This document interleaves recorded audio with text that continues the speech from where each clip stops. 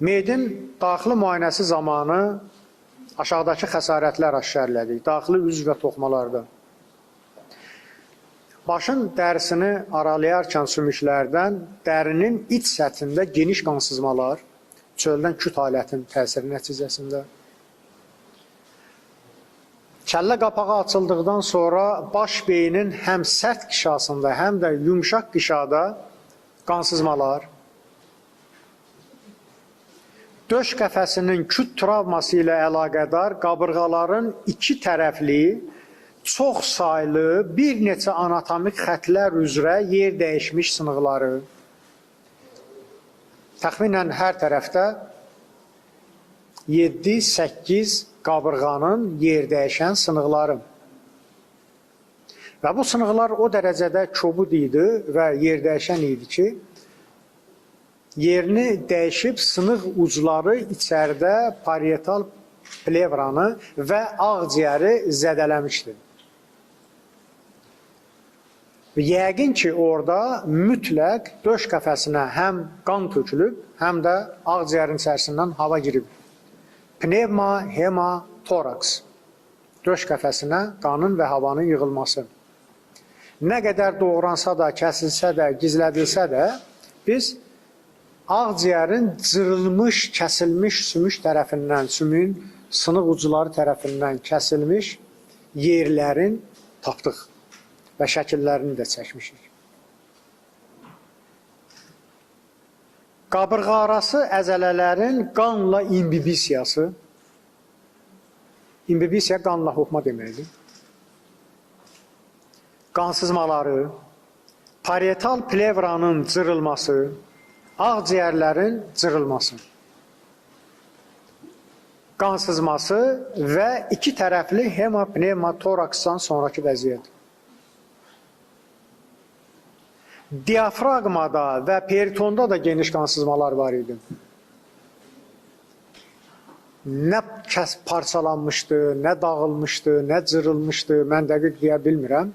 Qarnın küt travmaları zamanı adətən ya qaraciyər cırılır, partlayır, çünki kövrək üzvüdür, ya dalaq cırılır, partlayır.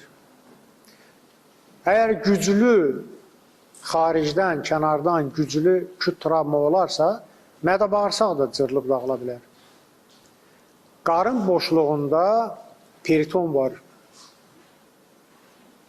O peritonun qanla imbibisiya olmuş geniş bir hissəsini tapdıq üzvlərin içərisində. Bu o deməkdir ki, onlar qanla hopub. Qanla hopmaq o deməkdir ki, qarın boşluğunda qan olur. Qarın boşluğunda da qan bu dediyim üzvlərdən, xəsarətlərdən olur.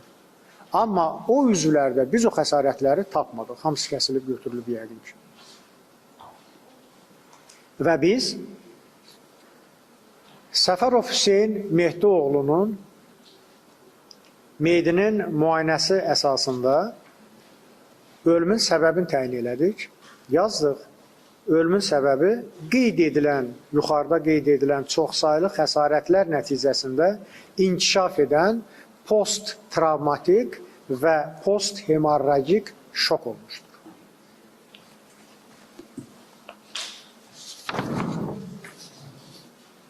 Daha qəribəsi ikinci qardaşın meyidi idi. Səfərov Zirəddin Mehdioğlu, 1970-ci il təvəllüdlü. Nədən ibarət idi bu maraqlı dediyim məqam? Bunun ölümünün səbəbini ürək yazmışdılar. Bu adam ürəyindən öldü. Və bu adamı orada, bu şəxsi müayinə eləyib məhkəmə tibb eksperti Peretyagin Stepan Andreyeviç. Çox maraqlıdır. Bu cür ölmə səbəb verərkən hörmətli cənab Peretyagin Stepan Andreyeviç nə fikirləşmişdi? Yəqin ki, fikirləşmişdi ki, meyid Azərbaycana gedəndən sonra müayinə edilməyəcək. Bayaqçı birinci meyiddən fərqli olaraq orada çöldən baxanda, xaricdən baxanda çoxlu miqdarda xəsarətlər, qançırlar, sıyrıqlar, hematomalar doluydu. Bədən başdan başa hematoma idi, qançır idi, sıyrıq idi. Amma bunda az idi. Bəlkə də burada az olması nəzərə alaraq ürək-damar çatışmazlığı veriblər ki, yəni görürsünüz çöldən bir neçə qançır sıyrıq var və bu da ölmə səbəb deyil. Ola da bilməz. Buna da dünən ölüm haqqında tibbi şəhadətnamə verilib. Ölümün səbəbini, orada qeyd ediləni rus dilində sizə çatdırıram. Smert произошла от заболевания. Ölüm xəstəlikdən baş verib.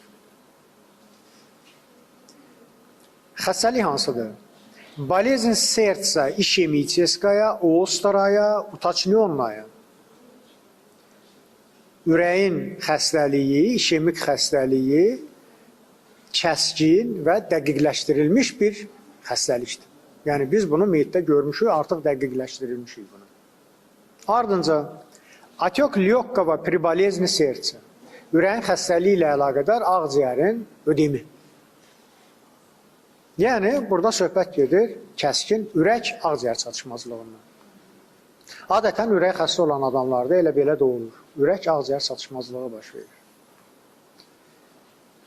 Meyidin müayinəsini başladıq.